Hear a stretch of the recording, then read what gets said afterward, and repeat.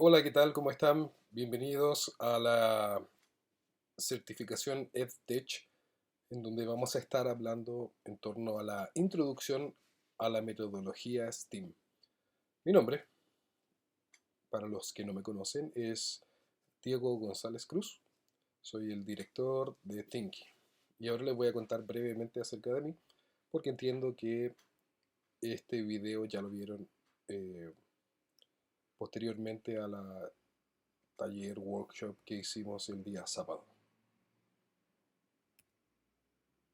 Mi nombre es Diego González Cruz, soy bioquímico, soy un magíster en ciencias de la ingeniería de la Pontificia Universidad Católica de Chile, soy activista STEAM, me he desempeñado a lo largo de mi vida en distintas áreas que mezclan ciencia, tecnología, ingeniería, arte y matemáticas, y soy el fundador de Thinky. Entonces a continuación tengo algunos videos para que entiendan mejor acerca de qué es ser activista STEAM.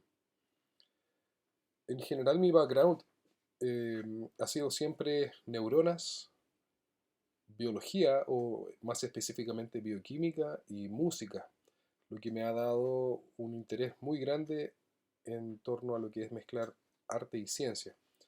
Aquí a continuación vamos a ver uno de los primeros videos que hice. Esto fue como en el año 2012. Eh, lo siento.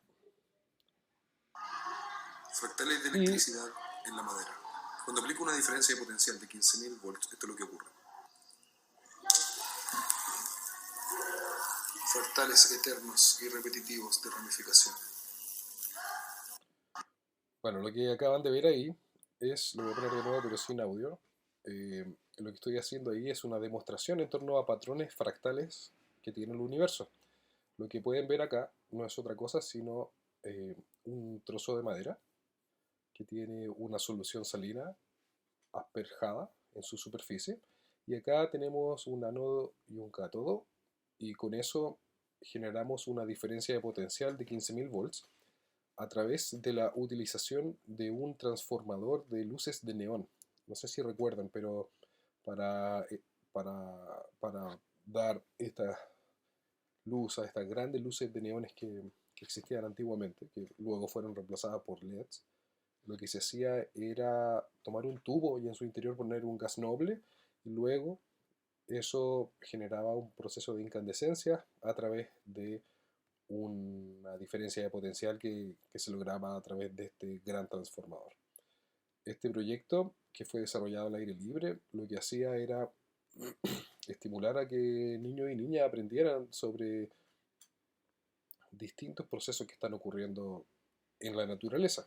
Y si se fijan, los patrones que se van generando sobre la madera, producto de que, en términos sencillos, la electricidad está intentando buscarse a sí misma, ¿cierto? Este circuito está intentando cerrarse. Lo que se generaba era este patrón de quema que, si se fijan, y para aquellos que han visto neuronas bajo una tinción de Golgi, por ejemplo, van a ver que las neuronas tienen un patrón muy similar. También, si lo ven, eh, este mismo patrón está presente en los rayos o en el sistema de arterias y venas que tenemos, y por qué no en las raíces de los árboles. Entonces, el objetivo de esta experiencia STEAM era comparar los distintos procesos o estructuras que adquiere la naturaleza de manera espontánea en distintos tipos de contextos, plantas, electricidad, sistemas biológicos y acá el sistema de neuronas, etcétera. Además revisábamos otros tipos de patrones, por ejemplo el patrón de huellas que se puede ver en tu huella digital, ahí, ¿cierto? Que también está muy presente de una manera incluso a una mayor escala en los cerros, ¿cierto? En piedras. Y así en el fondo los y las estudiantes podían tener una idea general acerca de cómo un mismo patrón se podía repetir en el universo. Vamos a continuar ahora.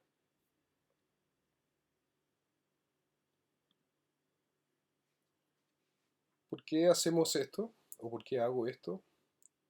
Porque siento que hay una brecha, o sea, y no es que lo sienta, sino que está bien definido en la bibliografía, en torno a lo que es el acceso a las STEM, ¿cierto? Hay dos tipos de brecha, una de género y otra de acceso. Esto quiere decir, en resumidas cuentas, que solamente hombres con mucho dinero generalmente tienen acceso a la ciencia. Entonces, hay harta bibliografía al respecto, se los voy a incluir también en esta capacitación, pero en general ese es el resumen. Entonces, para eso fundé Thinky, para poder disminuir esta brecha de género y acceso a las STEM. Ahí hay un grupo de estudiantes de un colegio de Peñalolén que están trabajando haciendo un joystick de grafito, conectándolo a un computador. Entonces, están aprendiendo en torno a conductividad, programación y trabajo en equipo. Si lo pudiéramos resumir en una sola frase, diríamos que mi objetivo es sacar la ciencia del laboratorio y efervecer el interés por las STEM a través del arte. Para eso, en ThinkIt desarrollamos distintos tipos de servicios y colaboraciones, tanto con colegios, familias y organizaciones. Aquí están los principales. En general, trabajamos implementando ferias científicas masivas en las escuelas para todo el colegio. Eh, Implementamos kits de ciencia para que los profesores puedan trabajar con sus estudiantes. Implementamos también laboratorios de creatividad que potencian habilidades científicas en el formato de escuelas after school o extraprogramáticas. Hacemos shows de ciencia en donde un grupo de actores o a veces yo mismo generamos experiencias altamente impactantes en torno a explosiones, turbinas y cosas bien divertidas que se hacen en el escenario. Tenemos ya, bueno, hasta antes de la pandemia habíamos realizado más de 10 escuelas de verano e invierno, algunas con muchos asistentes, incluso llegando casi los 100 asistentes por semana, en donde niños y niñas realizan diversas experiencias en torno a una narrativa y en el formato de vacaciones de verano e invierno. Y bueno, ¿y por qué no? También hacemos proyectos a la medida y, y a veces cuando nos invitan a hacer algún proyecto que involucre STEAM, también nos metemos en eso. También tenemos una plataforma educativa de soporte para los colegios que nos permite entregar contenido y facilitar y automatizar ciertos procesos al interior de nuestra empresa. Seguimos. Bueno, el capítulo número 1 se llama Educación. Y si se fijan, he puesto ahí un símbolo del ADN. Contextualizando la educación en un inicio, la educación siempre ha existido, ¿cierto? Aquí solamente voy a tomar una parte de la educación y vamos a empezar en torno a la educación medieval, ¿ya? Que es cuando siento que se ha empezado a sistematizar esto. Entonces aquí ustedes pueden ver que hay una serie de maestros que están enseñando a una mujer algunas artes, ¿cierto? Que puede ser la lectura, por ejemplo. En ese tiempo la educación era solamente para un segmento de la población muy específica que consistía en las personas que estaban asociadas al rey y la reina. Eso, después de algunos años, se transformó en una educación moderna. En el fondo alguien, o algunas personas se dieron cuenta de que en realidad tener personas educadas podía facilitar ciertos procesos al interior del reino, ¿cierto? Y ahí empieza la educación prusiana, en donde se toman niño y niña y se le enseña un currículum, ¿ya? Para que puedan aprender diversos tipos de habilidades, ¿cierto? Y aquí podemos ver, estos niños están aprendiendo matemáticas a través del ábaco. Y si se fijan, hay una profesora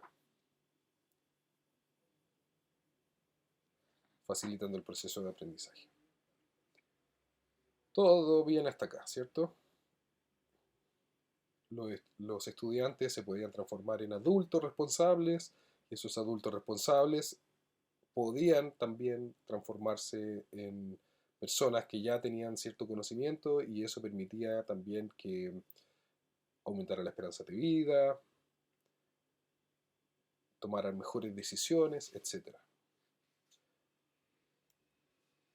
Y también está este tipo de educación, que es la contemporánea, que es, si se fijan, entre esto y lo anterior, no hay mucha diferencia, salvo tal vez los peinados, la ropa, pero si se fijan es muy parecido y esto yo le llamo educación contemporánea.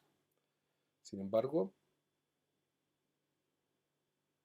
si has vivido hasta el año 2023, marzo, posiblemente sabes que y has sido profe, posiblemente has tenido que implementar otro tipo de educación,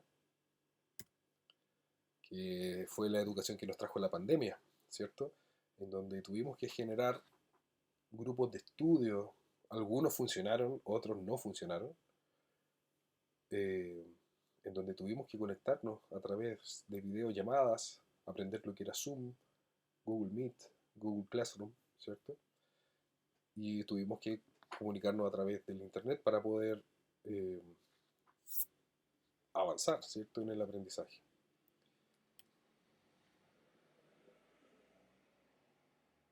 En ese contexto habían dos situaciones, ¿cierto? Habían las situaciones ideales, las videollamadas ideales, en donde toda la gente está muy involucrada, todos están felices y aprendiendo, y las situaciones reales, que lo que ocurría era que estaba un profesor con la cámara encendida y un grupo de estudiantes con la cámara apagada. Era para todos aquellos y aquellas que trabajaron en este entorno, se podrán recordar lo difícil que era obtener feedback por parte de los estudiantes en este tipo de contextos. Era muy difícil. Y esto porque hay distintos tipos de estudiantes, ¿cierto? Hay una variabilidad muy grande en torno a los grupos y en pandemia y post pandemia nos pudimos empezar a dar cuenta profundamente acerca de esta gran variabilidad.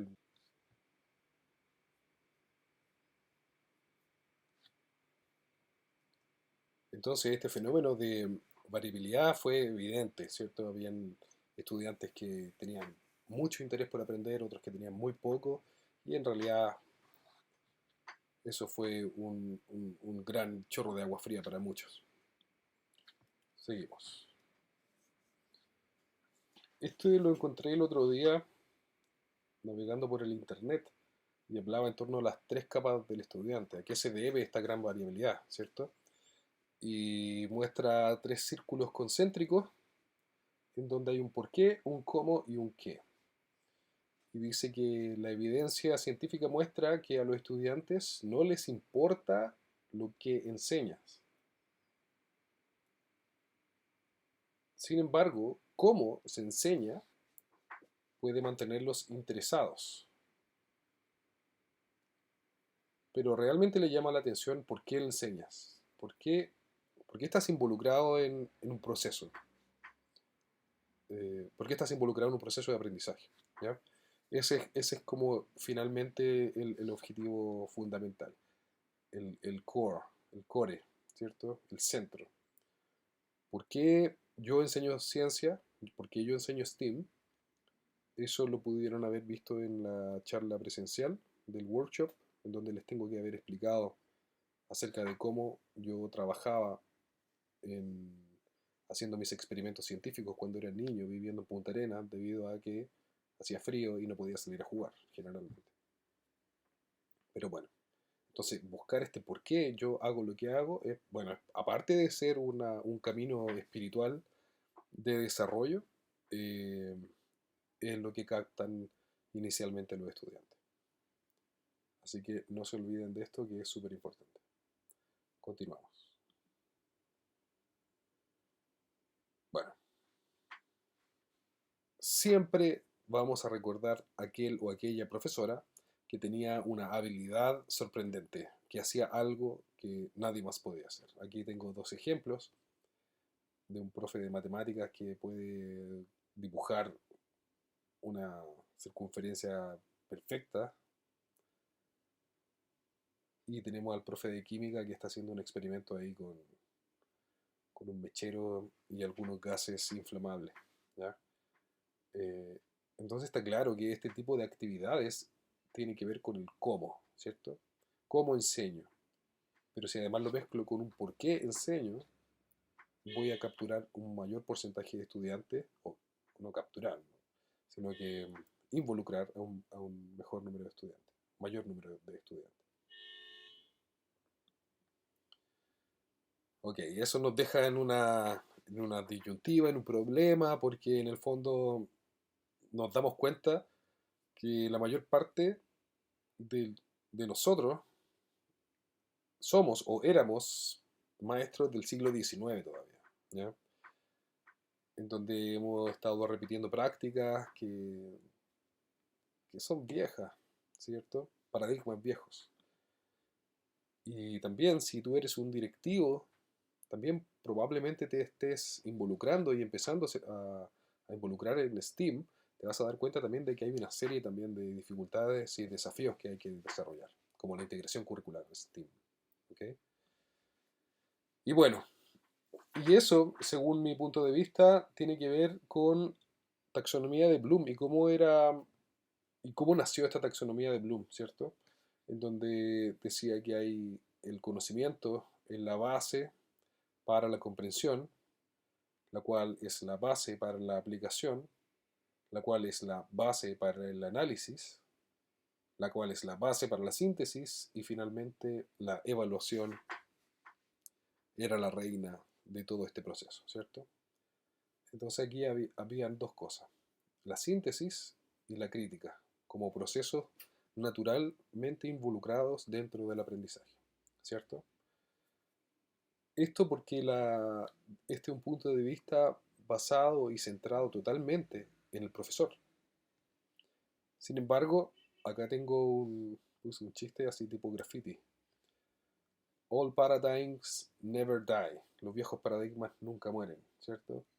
Y si bien esta taxonomía de Bloom, que fue una de las primeras cosas que yo aprendí cuando empecé a hacer clases, que mi formación no es de profesor, como les comenté, mi formación es de científico, pero también hice clase en algún momento en un colegio en San Bernardo, así que un saludo para mis antiguos colegas allá.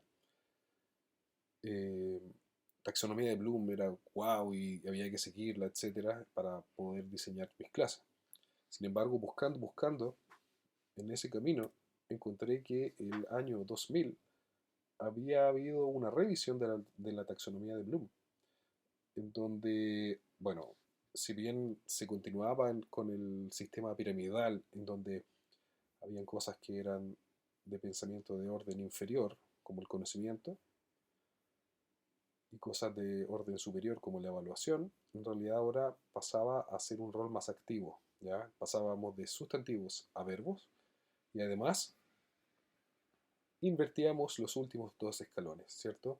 Evaluar ya no era tan importante como crear y poníamos el crear, o pusimos en realidad, el crear como la gran estrategia de aprendizaje. Entonces, de conocimiento pasamos a recordar, de comprensión a comprender, de aplicación a aplicar, de análisis a analizar, síntesis lo subimos a crear y evaluación a evaluar, ¿ya? Acá había un término desarrollando esta clase, me di cuenta que hay un punto importante.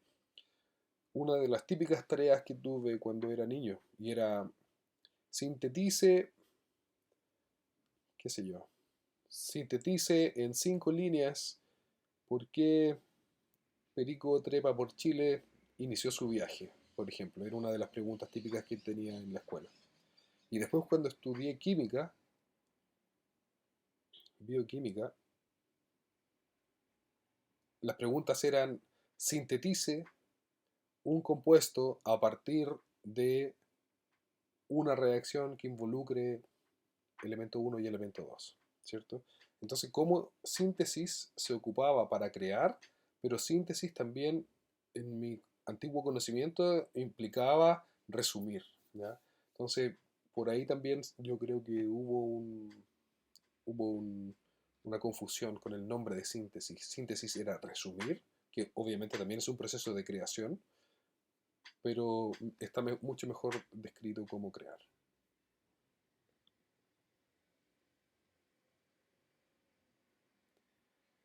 Y con eso vamos a pasar ahora a la segunda parte del capítulo 2, en torno a habilidades, entre comillas, o entre paréntesis mejor, del siglo XXI.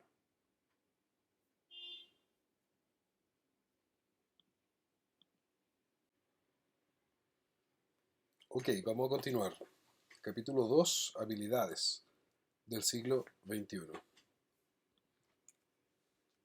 Recapitulando, podemos recordar que a partir de la sistematización de la enseñanza, a partir de la época moderna, correspondiente al modelo prusiano educativo, que a todo esto tiene muchas similitudes con el modelo carcelario, empezó a desarrollarse la sociedad como la conocemos ahora. Sin embargo, ahora cada vez hay más evidencia que esto no es sustentable. Y con no sustentable me refiero a que no es sustentable para la vida humana. Entonces, si seguimos de la manera en que vamos, terminaremos en una catástrofe. Es el momento de cambiar y hacer un cambio de paradigma. Pero antes de que entremos en desesperación, les voy a enseñar un mantra que, además de respirar, que siempre tenemos que hacerlo conscientemente, está el mantra de conectar, crear y explorar. Bueno, las habilidades del siglo XXI son todas aquellas que nos permiten avanzar en una nueva dirección que sea sustentable con la vida humana. El planeta siempre va a ser sustentable, es la vida humana la que puede que no lo sea. Entonces, se han dividido en tres grandes grupos. El primero es conocimientos fundamentales para las actividades diarias, que involucran la lectoescritura, habilidad numérica, conocimiento científico, tecnologías de información y comunicación, conocimiento financiero, cultura y cívica. Las competencias, que nos permiten afrontar retos complejos, tal como el pensamiento crítico y la resolución de problemas, la creatividad, la comunicación y la colaboración. Y las cualidades de la personalidad para relacionarnos con nuestro entorno: la curiosidad, iniciativa, persistencia, adaptabilidad, liderazgo, conciencia social y cultural. ¿Se acuerdan del mantra? Bueno, lo podemos conectar directamente. Si se fijan, eh, conectar tiene relación con el conocimiento fundamental. Si ustedes estudian neurociencia, al poco, al poco tiempo se darán cuenta de que el cerebro no es una videograbadora, no tiene un disco duro donde almacena información, sino que en realidad lo que hace es conectar distintos tipos de mecanismos, conceptos, ¿ya? Entonces por eso la parte de conectar la dejé ahí en conocimiento. En la parte de crear, la relacioné con competencias para afrontar retos complejos. En general, todas estas características o habilidades tienen directa relación con crear. Al resolver un problema, yo estoy creando una solución que no había encontrado, ¿cierto? Cuando estoy aprendiendo a atarme los zapatos, cuando soy niño, es muy difícil porque es un reto nuevo, es algo complejo. Sin embargo, al parecer hay un paradigma o una manera de pensar en donde, como adultos, dejamos ya de hacer cosas nuevas y complejas y nos dedicamos a repetir las cosas que sí sabemos. Sin embargo, ahí hay un problema. Por eso lo relacioné directamente con crear. Y la parte de explorar con respecto a las cualidades de la personalidad. Y yo siento que todas estas cosas tienen que ver con un sentido de la exploración. En términos curriculares, a pesar de que el currículum chileno ha cambiado bastante últimamente, en general se ha tratado de dejar tres áreas también. Los contenidos, los contenidos como habilidades, los contenidos como conceptos y los contenidos actitudinales u objetivos de aprendizaje actitudinales de habilidad de concepto. Generalmente ocupas de esas tres áreas. Lo mismo ocurre con el currículum nuevo de Estados Unidos, en donde tengo harta experiencia ya que soy revisor de una revista Science and Education de la National Science Teacher Association. Entonces permanentemente me están mandando papers, manuscritos en realidad, para que yo los revise y ahí me he podido interiorizar, que también ocupa estas tres áreas, las practices, core ideas y cross-cutting concepts, que de nuevo se relacionan con la exploración, crear y conectar. Con eso damos paso a capítulo 3, STEAM. Y obviamente esos son los ojitos que ponemos cada vez que hablamos de STEAM. Ok, ¿qué es STEAM?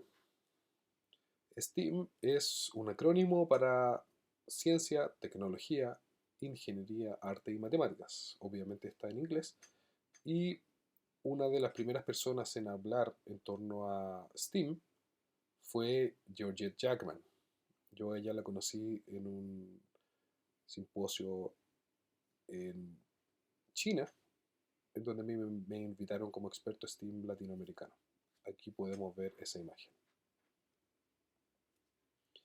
Ok, para entender STEAM, primero tenemos que empezar a entender que la educación tradicional se estructura en base a silos de aprendizaje, en donde tenemos ciencia, matemáticas, arte, tecnología. En ciencia empezamos acá a llenar el granero, ¿cierto?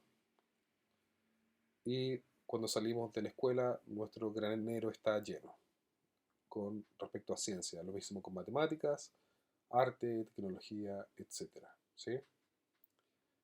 La ciencia no tiene mucha injerencia sobre la matemática en la escuela, ni menos sobre el arte y tal vez sobre la tecnología. ¿Para qué vamos a hablar en torno a lenguaje u otras asignaturas? En general, la ciencia es solo ciencia, matemáticas, etcétera. Sin embargo, estos silos de educación, típicamente en la escuela los contenidos se enseñan por separado, ¿cierto? Existe un paradigma, un viejo paradigma, en donde no hay una unión, ¿cierto?, entre estas diversas temáticas. Eso provoca, por ejemplo, competición por los recursos, ¿cierto? Si el equipo de arte quisiera desarrollar una actividad, compite con las demás asignaturas, ¿cierto? Y hay una enorme dificultad por integrar nuevas áreas del conocimiento. Ken Robinson decía, si en el mundo real todo está interconectado, ¿por qué no en la escuela? Un ejemplo es el Museo de Historia Natural. Vayan a ese museo y se van a dar cuenta que está todo interconectado. La comunicación es clave para derribar los silos. ¿Qué desafíos piensan ustedes que tienen para derribar estos silos de aprendizaje que se ven aquí tan imponentes? Eso los dejo para que lo reflexionen. Bueno, la solución siempre está en el arte. Eh, Aquí hay una pequeña cita que dice Art Infusion. Aquí hay una pequeña cita. Deliberately combining the content of art and non-art subjects, where both disciplines are taught and assessed equally. This pedagogical style is best delivered through co-designing and co-teaching with the art specialist. Traducido significa combinando deliberadamente el contenido de arte y no arte, en donde ambas disciplinas se enseñan y se evalúan por igual. Este estilo pedagógico es mejor entregado a través del codiseño y la coenseñanza con los especialistas de arte. ¿Qué significa esto? Que mezclar y planificar por todas las disciplinas por igual, conectar, colaborar, explorar, investigar, crear, construir conocimiento. Está ok cometer errores. Y la idea es involucrar a todas las disciplinas. Cuando el arte ingresa, ingresa al chat, ¿cierto? Eh, podemos empezar a jugar un poco más. ¿Quién ha hecho arte alguna vez? El arte tiene esta capacidad en donde un error puede transformarse en algo ejemplar, ¿cierto? Y en el arte está bien equivocarse. ¿Por qué no ocupar estas prácticas para mejorar los procesos educativos? Entonces, el arte puede permear de distintas maneras en la educación. Por ejemplo, acá se habla siempre de al menos estos 4 conceptos que son Art Enhancement, que es como una mejora artística, que finalmente es lo mínimo que uno puede hacer para empezar a involucrar el arte dentro de la enseñanza. Generalmente son accidentes felices y no intencionales. Después está la integración artística, en donde hay una actividad artística planificada y utiliza el arte para aumentar el interés en torno a un concepto y que no tiene evaluación. Después se habla en torno a la infusión de arte, en donde ya hay un trabajo colaborativo y planificado con otros eh, profesores, y ocurre un aprendizaje en varias disciplinas, en donde al final hay una evaluación integral. Y finalmente está STEAM como la cúspide de este proceso de integración del arte en las STEM, en donde obviamente incluye la Art Infusion, pero utiliza el STEM y las artes como punto de acceso de la exploración y está basado fuertemente en el pensamiento crítico y en la resolución de problemas. Eso es un poco de terminología. Eh, tengo un amigo, Marcelo Kaplan, eh, colaborador.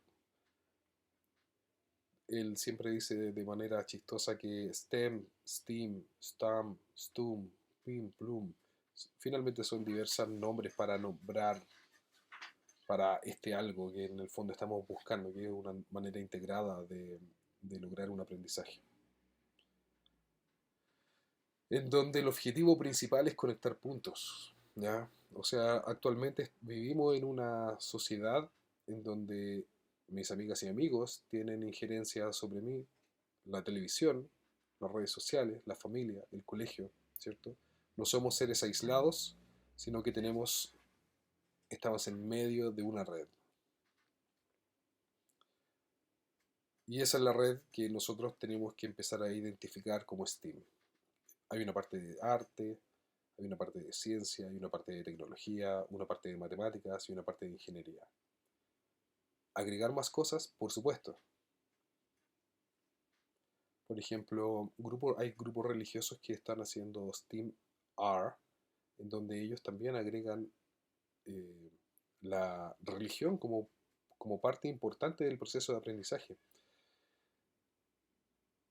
Y hay un cuasi chiste de otros grupos que dicen la educación hámster, en donde ellos están agregando las humanidades además.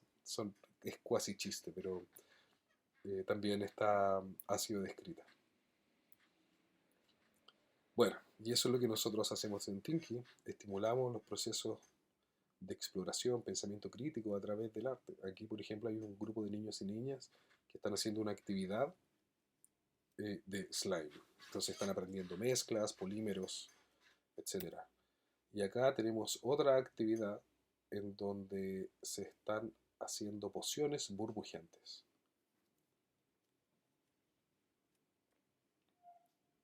Respirar y repetir el mantra. Conectar, explorar, crear. Ese es mi objetivo.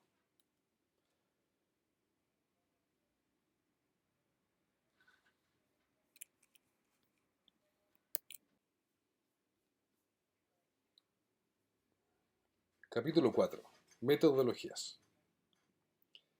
La idea de este capítulo es entregarles algunas herramientas para que no se queden con esta sensación que todo está mal. Tenemos esto que se llama STEAM, pero también la idea es entregarles algunas herramientas en torno a cómo poder implementar o comenzar a implementar a embeberse en torno a STEAM. Entonces, lo más importante es, vivimos en un mundo interconectado. Tal vez los antiguos indígenas que hablaban que todos somos uno no estaban tan equivocados, ¿cierto? Porque finalmente la base de STEAM es empezar a generar procesos de colaboración con otras personas, ¿ya? Y tampoco deben olvidar que ustedes son unos expertos en su área. Cada uno de ustedes tiene un área de expertise. Entonces, tú sabes tu área, tu contenido, sabes qué cosas funcionan, qué cosas no funcionan. Y para ayudarle, si es que no lo saben aún, tienen que empezar a pensar, por ejemplo, ¿cuál es tu lección o unidad favorita? La pueden escribir. ¿Por qué es tu favorita? Y por otro lado, ¿cuál es tu lección o unidad más desafiante? Escríbela. ¿Por qué es tan desafiante? Reflexionen brevemente en torno a eso porque les va a entregar pistas en torno a cómo colaborar y trabajar con otras personas. Para eso, no olvidar que la creatividad y STEAM es lo mismo, ¿cierto? Acá tenemos dos personas extremadamente creativas y ambos resuelven problemas, permiten la autoexpresión y el desarrollo de la imaginación. Einstein, por un lado, y Jim Henson, que es el creador de Plaza Sésamo, ¿cierto?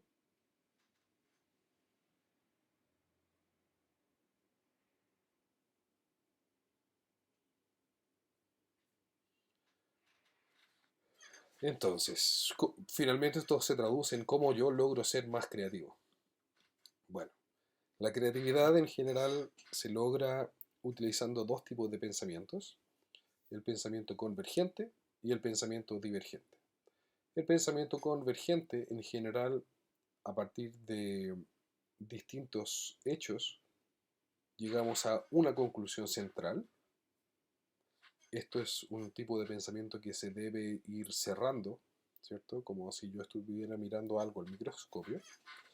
Y por otro lado tenemos el pensamiento divergente, en donde hay un fenómeno, un estímulo y distintas soluciones o respuestas, ¿cierto?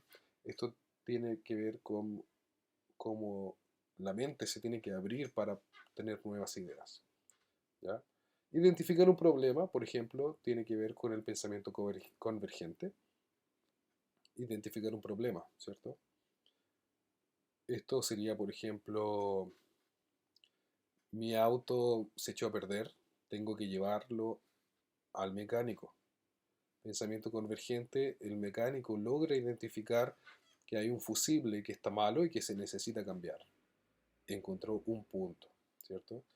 Pensamiento divergente, tenemos un problema. El auto se ha averiado en medio del desierto. ¿Qué podemos hacer para poder llegar a nuestro destino? Distintas ideas tienen que nacer, ¿sí? Son dos ejemplos, ¿ya? Pero en general, la creatividad está asociada al uso de ambos. Y le voy a dar algunos ejemplos. La creatividad no es un unicornio. Hay una receta para ser creativo. Es una parte de pensamiento divergente, una parte de pensamiento convergente, inteligencia promedio, listo. Esa es la receta. Y si eso los agobia, recuerden el mantra: conectar, explorar, crear. Bueno, a estas alturas ustedes deberían manejar o al menos conocer alguna metodología científica. Si no las conocen, yo les voy a mostrar dos. La primera es las 5E. La 5E viene del inglés por las iniciales de cada una de las etapas de esta metodología científica. El método científico en general es un método que está basado en los científicos y que inventaron los científicos, ¿cierto? En donde se hacía una pregunta, se hacía una investigación, se construía una hipótesis, la cual se testeaba con un experimento, y si eso no funcionaba, se realizaban los cambios necesarios para que el experimento de nuevo funcione, y así hasta que en algún momento funcionaba. Se analizaban los datos y se generaban conclusiones, y eso se podía tener dos conclusiones. Podían ser que los datos y las conclusiones se alinearan con nuestra hipótesis, lo que se llama prueba de hipótesis, o puede que no. Entonces, la data experimental ahora tenía que refinar nuestra hipótesis, y este proceso empieza de nuevo. Finalmente, para comunicar los resultados al resto de la comunidad científica, que puede ser un paper o una charla. El método de ingeniería, que es el donde se basa la 5E, es muy parecido. Si se fijan, este define un problema, se hace una investigación, se especifican requerimientos, se hace brainstorm, evaluación, se coge una solución, se desarrolla y prototipa una solución, la solución se prueba. Si la solución eh, es suficiente, se comunican los resultados. Si no, esta información ahora hace que se prototipe de nuevo y se revise todo, ¿ya? Si se fijan, es exactamente lo mismo, solamente que el método científico parte de una pregunta, y el método de ingeniería define un problema, ¿ya? Entonces, acá hay un video que se los voy a dejar también para que lo revisen.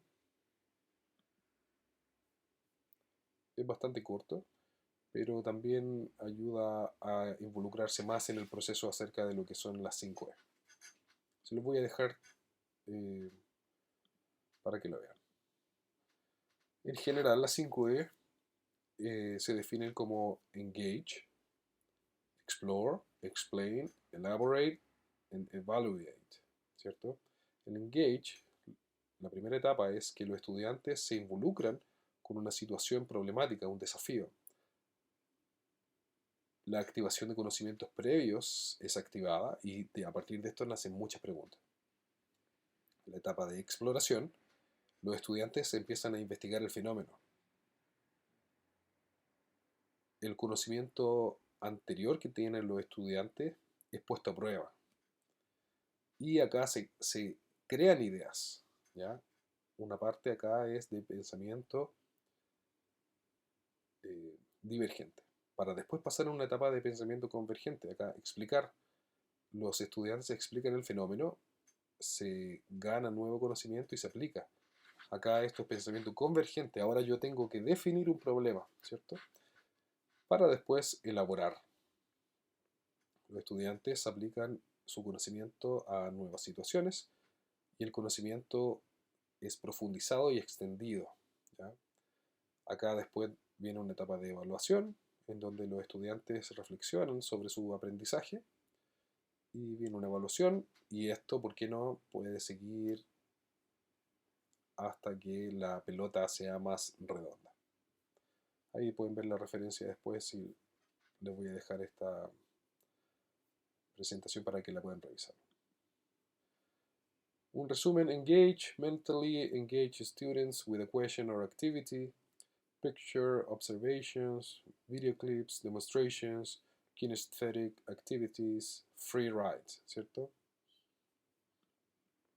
Explore, students carry out hands-on activities to make sense of a concept, que tiene las siguientes actividades, como ask a testable question, conduct research and form a hypothesis, test the hypothesis and gather data, analyze and interpret the data, draw a conclusion and communicate results.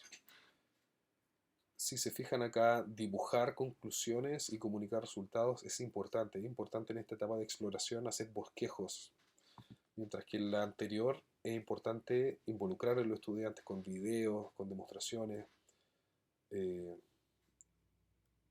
Esta parte es altamente emocional, ¿cierto? Y esta parte de exploración tiene que ver también con que los estudiantes se involucran en un proceso en donde están formulando hipótesis y ocupando su mente de manera divergente.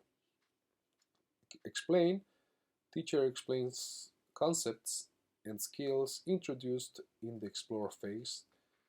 eh, Instrucciones de vocabulario, presentaciones, libros de texto, lecturas, artículos, ¿cierto? Esto es lo que eh, el profesor es el que explica esta fase. Elaborate. Students conduct additional activities to apply learning to new situations. Por ejemplo, debates, aprendizaje basado en la pasión, experimentos de laboratorio, carreras, la ciencia hoy, ¿cierto? Acá deben generar un producto. Esto generalmente termina en un producto, ¿ya? Un prototipo. Eso como puede ser una presentación de PowerPoint, un escrito, un debate, etc. Y la parte de evaluación. Students review and reflect on their learning. Eh, Autoexámenes, exámenes basados en el rendimiento, un portafolio, por ejemplo, eh, razonamiento, razonamiento en torno a claim evidence. eh, no sé cómo traducirlo eso, pero tiene que ver, por ejemplo, lo que se piensa versus la evidencia versus el razonamiento, ¿cierto? Mitos puede ser eh, un buen ejemplo, derribando mitos y obviamente presentaciones finales. Ok, ahora si ustedes quieren profundizar más, hay bastante material en internet en torno a las 5E. Ahora también les voy a contar otra manera de involucrarse en este proceso. Se llama Design Thinking, pensamiento de diseño. Y también tiene un enfoque basado en el humano. El Design Thinking es un proceso que a través de soluciones creativas permite resolver problemas y así generar valor gracias a una metodología centrada en entender y co-crear alrededor de los usuarios. Esto fue primeramente eh, propuesto por la Escuela de Diseño de Stanford. Y tiene 5 etapas. Si se fijan, son muy parecidas. La primera es Empathize, la segunda es Define, segunda Ideate, Prototype and Test. Entonces, empatizar tiene que ver con una situación, con un problema, en donde se tiene que hacer entrevista, shadowing, buscar, buscar entender y si se fijan en non-judgmental, quiere decir que tratar de eliminar juicios al respecto. Definir tiene que ver con definir algo, personas, objetivos, decisiones, desafíos, etc. Y esto tiene que ver con un pensamiento de tipo convergente, en donde se define un problema. Después viene la parte de idear, esto es solamente pensamiento divergente, compartir ideas, todas las ideas valen. Si se fijan acá, diverge, converge, tiene que dar con este ejercicio mental en donde ya, vamos a dar 5 minutos para dar ideas. Ok, ahora un minuto, resumamos la idea en un minuto. Ok, ahora 5 minutos más en torno a esta idea que se definió. De nuevo, pensamiento divergente y después ya, ok, sinteticemos eso en 3 palabras. Converger, ¿ya? Prototipar, ¿cierto?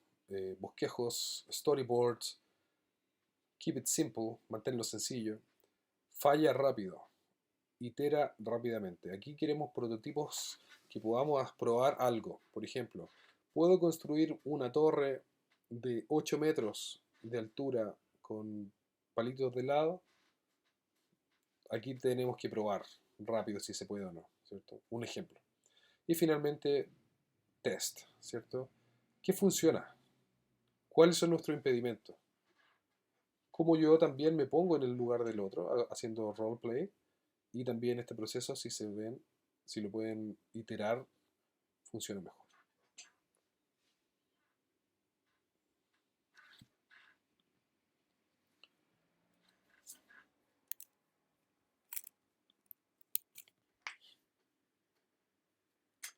Perfecto. Y para finalizar, vamos a hablar brevemente en torno a psicología infantil. Creo que es importante tener otra mirada.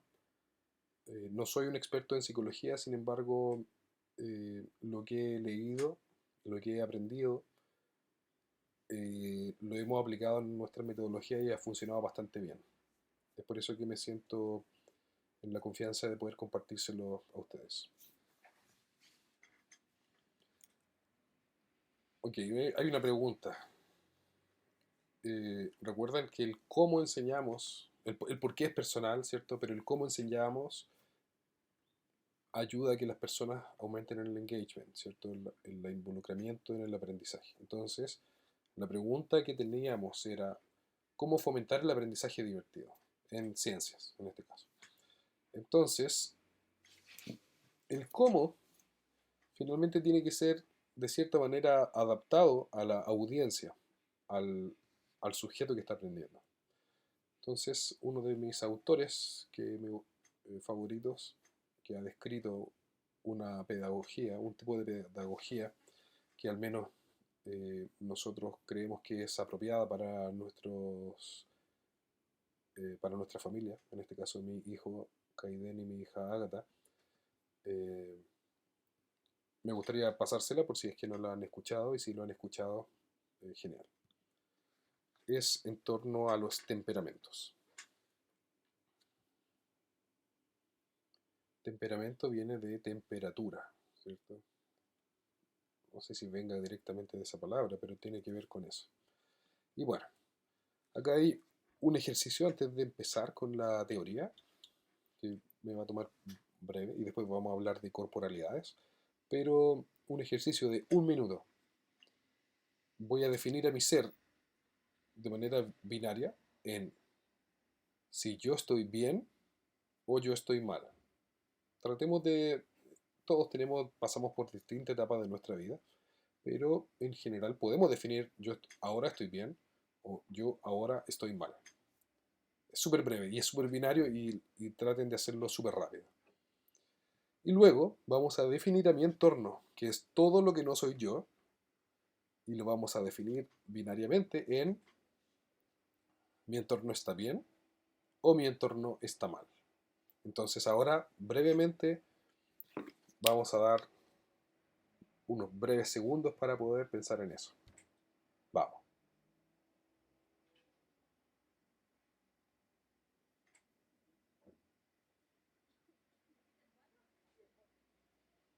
Ok, ahora que ya pensaron, vamos a ver en qué consiste esto. En general, esto genera 4 cuadrantes, ¿cierto? Y estos 4 cuadrantes se pueden dividir o describir en torno a si estamos en el arriba o abajo, a la izquierda o a la derecha.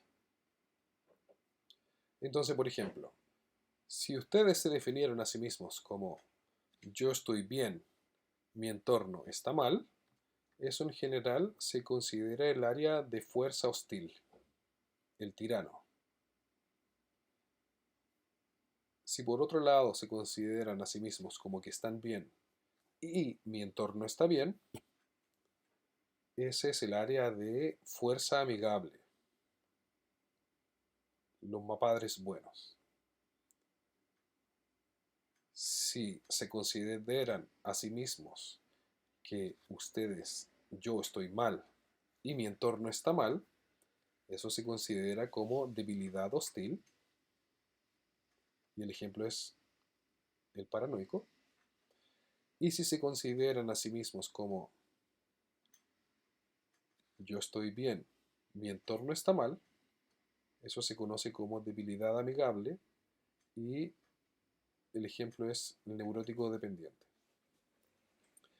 En general, esto no es un sistema valórico, ¿ya? No quiere decir que el de friendly strength sea mejor que el hostile weakness, por ejemplo, o que el tirano sea peor que el friendly strength.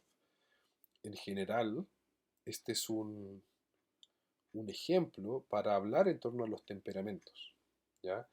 Debido a que los grupos humanos, cuando están trabajando en equipo o cuando pasan mucho tiempo juntos, tienden a ubicarse dentro de estos cuadrantes, ¿ya?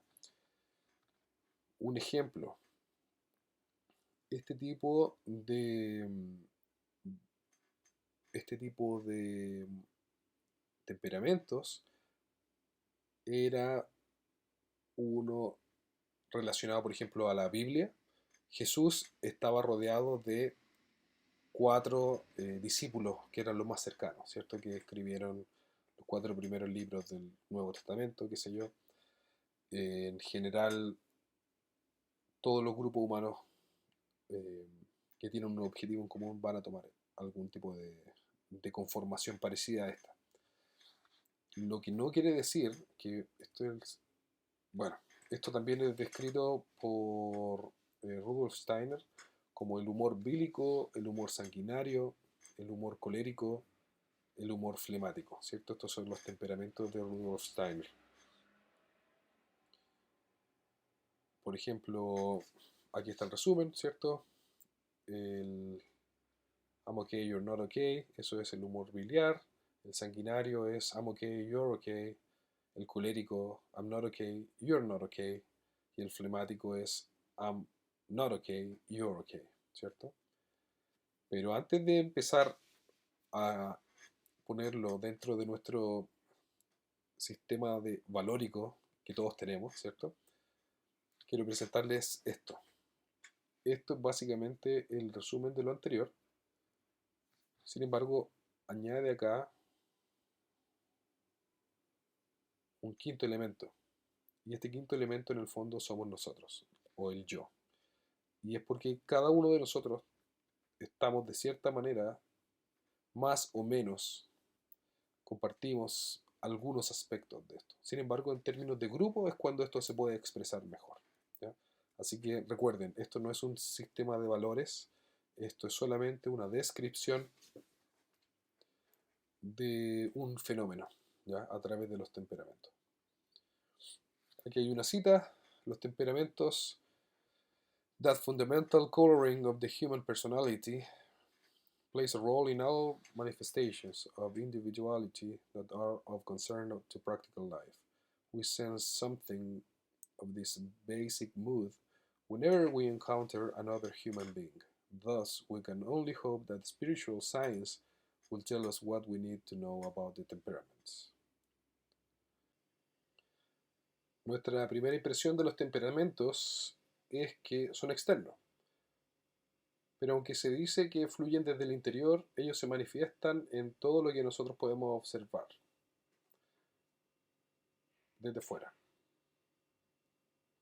De todas maneras, esto no significa que el enigma humano puede ser solucionado por medios de la ciencia natural y la observación. Solamente cuando escuchamos que la ciencia espiritual, lo que la ciencia espiritual tiene que decir, nosotros podemos encontrar entendimiento en estas coloraciones peculiares de la personalidad humana. Rudolf Steiner. Bueno, el objetivo de esto es también empezar a interiorizarnos en que también hay otros autores que hablan en torno a esto. Y con respecto a eso mismo, vamos a hablar muy brevemente en torno a las corporalidades, que son la estructura muscular que tenemos o la forma de nuestro cuerpo. Voy a ir muy brevemente. En general, nosotros dividimos a los estudiantes en personas musculares, que tienen pasión por el movimiento, la acción, el cuestionamiento de la autoridad no parental y la competencia. En intelectuales, que tienen pasión por el saber, buen uso del lenguaje, por lo tanto son oradores innatos. Dóciles frente a las instrucciones, no les gusta equivocarse. Y relacionales, que son pegamento social, buen sentido del humor y con requerimientos de validación social. En general nosotros utilizamos esta identificación de corporalidades para definir trabajo en equipo.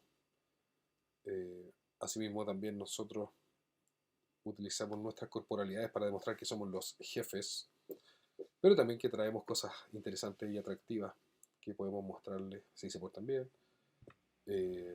La asignación de roles, oh, lo siento, hay un error.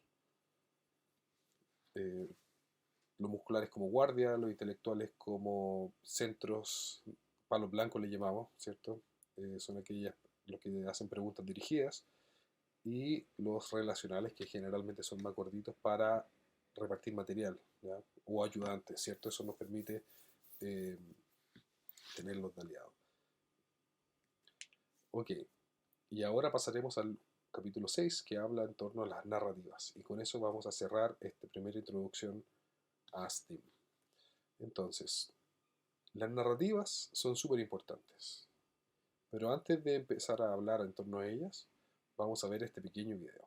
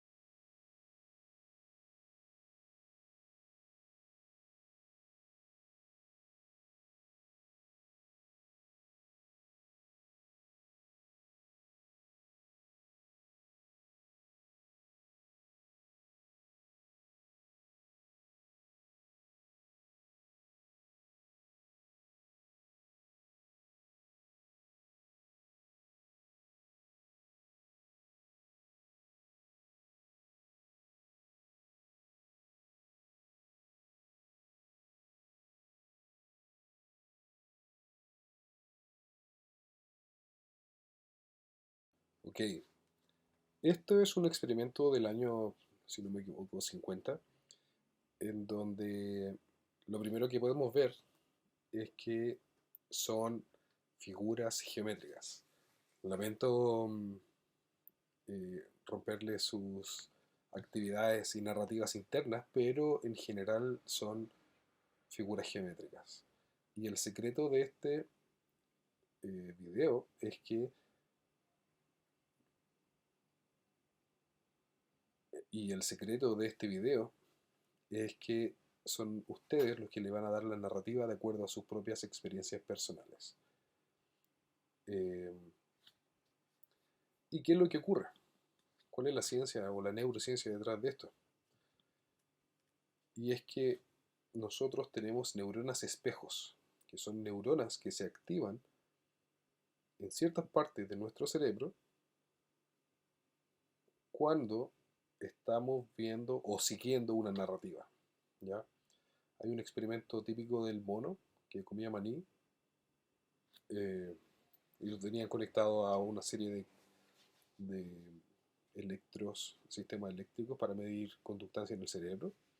Y lo que ocurría es que cada cierta hora le daban un maní, y cuando el maní se comía, medían una corriente eléctrica que se disparaba en el cerebro.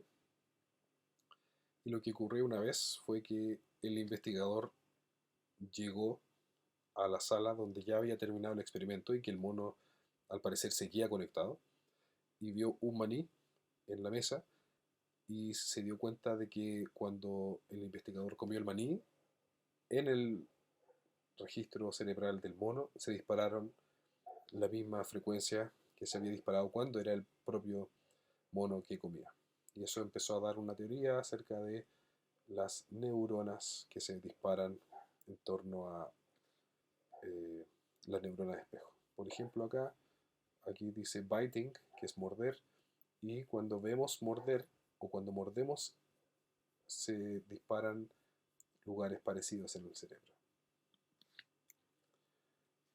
Las narrativas es lo que nosotros utilizamos para nuestro sistema pedagógico, donde generalmente empezamos con una historia que genera un estado emocional, después unas preguntas en torno a la historia que generalmente determinan un desafío, ¿cierto?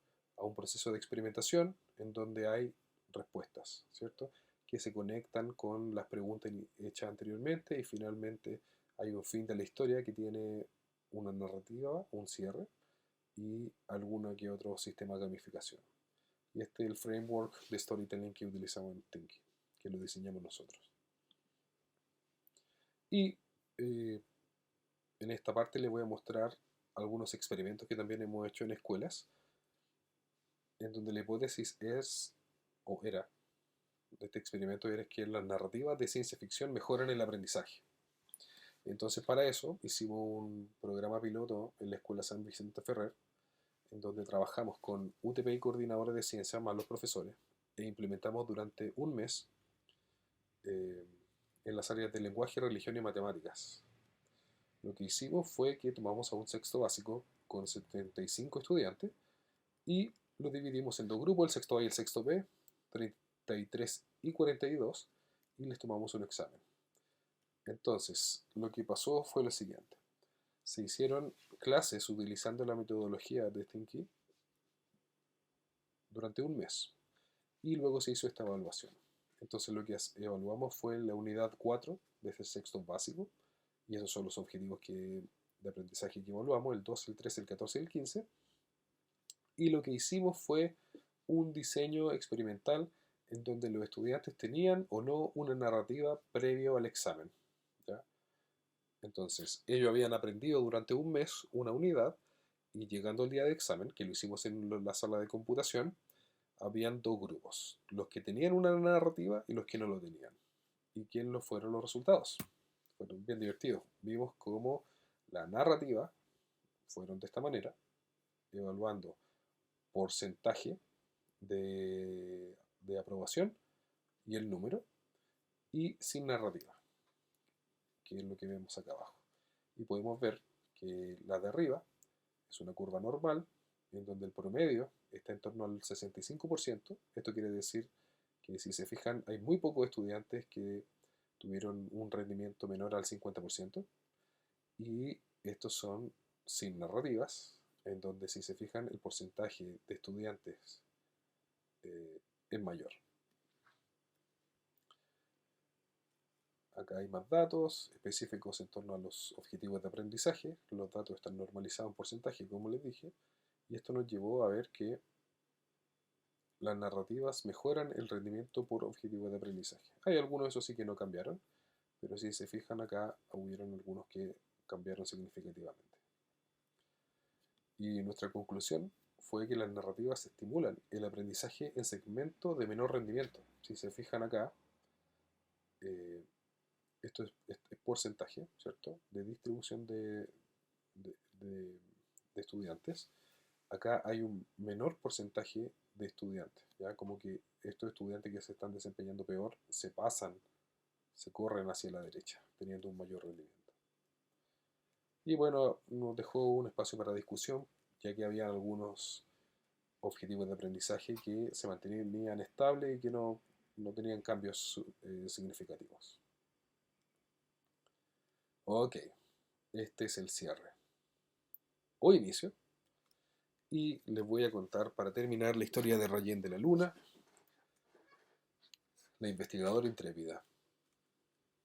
Rayen es una niña científica en su máxima expresión. Ser la científica más grande del planeta es su misión.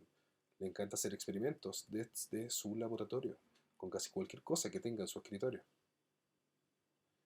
Rayen disfruta hacer experimentos, conocer los secretos de sus inventos. Ella sabe cómo experimentar con las bacterias, nanopartículas, átomos y también con la materia. Rayen también es experta en estrellas y cometas. Disfruta la astronomía con chocolates y galletas. Le gusta mirar la luz que ellas emiten, de las explosiones ancestrales la iluminación recibe. La abuela de Rayen era una gran científica. Le heredó muchas de sus creaciones magníficas. Ella siempre intenta seguir sus pasos, aunque sabe que debe vencer al fracaso. Rayen es la hermana mayor de Webin, su hermano astronauta que viaja sin fin. Aunque Webin por el espacio siempre orbita, cuando llega a la Tierra a Rayen visita. Y bueno, esta es la historia de Rayen, que también se los voy a dejar acá, pero lo voy a poner sin video. para que el audio no se mezcle acá. Pero lo que está ocurriendo es que ese es el profesor Mandelbrot, que vive en la Estación Espacial Internacional, y lo que hace es enviar información en torno a una actividad. Ahí está Rayen, en la isla Robinson Crusoe. Ella ha construido su propio submarino y quiere conocer la vida submarina. Cuando llega al fondo del mar, tiene un pequeño problema. Se queda atorada y no puede salir. Entonces entra en un poco de pánico y lo que ocurre es que la vida bioluminiscente le muestra un camino para llegar y evitar los riscos.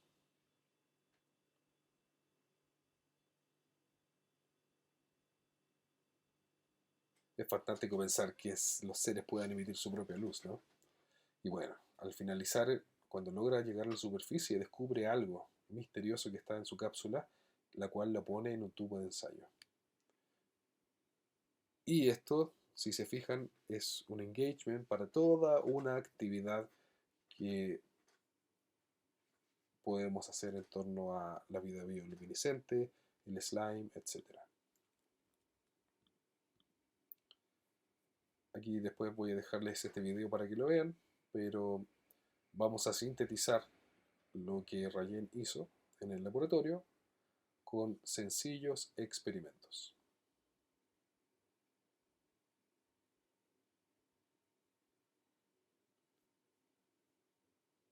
Lo estoy dejando sin música para que lo puedan ver después. Tiene una música muy buena. Agrega agua a una piseta. Disuelve el bórax en polvo.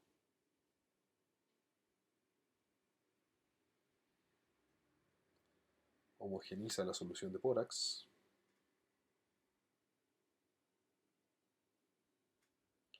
Vierte cola fría en un vaso plástico. Agrega agua en la misma proporción. Colorante, porque siempre queremos poner colores.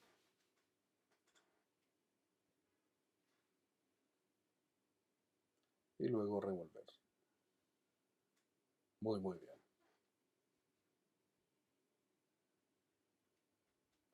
Después agregamos el bórax y lo que ocurre es una reacción de polimerización.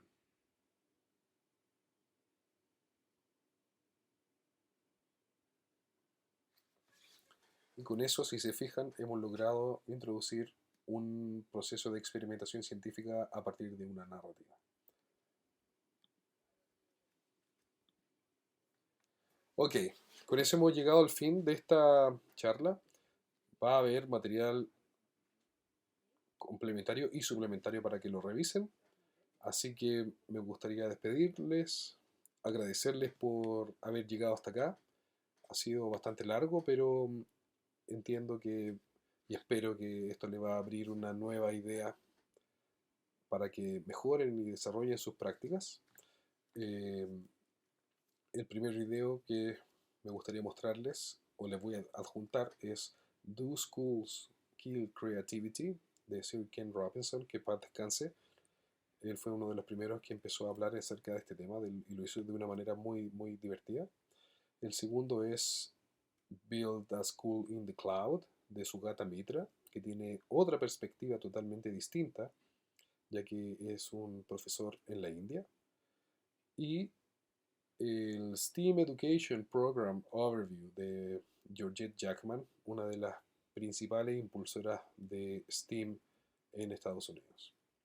Hay más material suplementario, pero con eso quisiera agradecerles y si tienen cualquier duda me pueden escribir a diego@thinky.cl. Con eso me despido y les mando un gran abrazo. Chao, chao.